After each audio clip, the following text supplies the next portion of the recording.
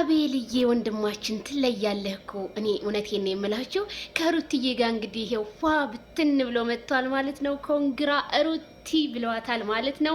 ሩቲ እንግዲህ 200K ስለገባች በጣም እንግዲህ ህዝቡ ተደስቷል። በጣም ደስ ብሎናል ማለት ነው።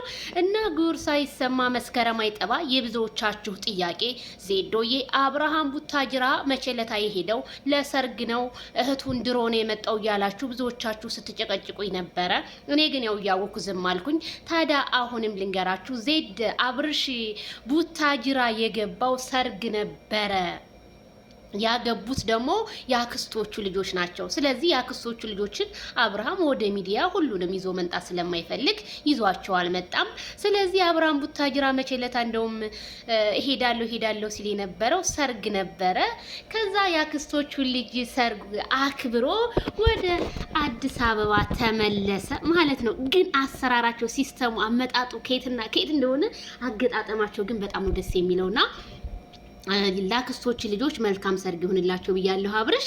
ስለዚህ ሚስጥሩ ይሄ ነው ማለት ነው። አብርሃም እህቶቹ አላገቡም፣ ሲያገቡ እንነግራችኋለን። አሁን ግን ያገቡት ያክስቶቹ ልጆች ናቸው። ቡታጅራ ሄደው ለዛ ነው። ካሁን በኋላ ቡታጅራ አብርሃም ምንም ሊያደርግ አይሄድም ማለት ነው።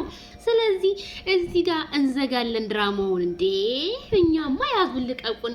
እንዴት ቡታጅራ አብርሃም ሩታ እንዴት ጥለዋት ሄዳል ምናምን እንላለን እንዴ? ያክስቶቹ ሊንሰርግ ነው የሄደው። እሱ ይዟት መሄድ ስለማይችል ይዟት አልሄደምና ያክስቶቹ ሰርግ ያለብኝና ነው ቢለን ምን ችግር ነበረ? እኛም አንጨናነቅም ነበርና ማይክል ጃክሰን ያው እንግዲህ በዝምተኛ ገዳይ ነው።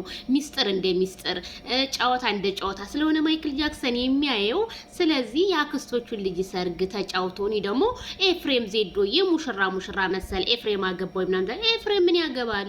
ያገቡት ያክስቶቹ የአብርሃም ያክስቶቹ ልጆች አግብተው ነው እንጂ ኤፍሬም ምን ያገባል? ኤፍሬም ገና ምኑን ይዞት። ስለዚህ አብርሃም ይሄ ነው እንግዲህ ቡታጅራ የሄደበት ምክንያት ታውቋል ማለት ነው። መቼም ሆነ ተደብቃ አትቀርም።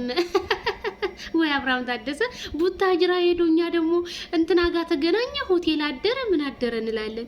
የምን ሆቴል አባዬ? አባቱ ቤት ለሽ ብሎ ነው ያደረው። ሰርግ ላይ ነው ያደረው አባዬ።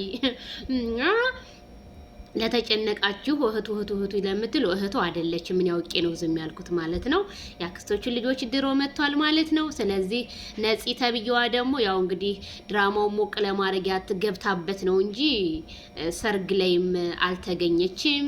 የተገኘው አብርሃም ነው። ስለዚህ ሩቲ ያልሄደችው ደግሞ ነፍሰ ጡር ስለሆነች ነው ማለት ነው። ለጠየቃችሁ በሙሉ ይድረስ።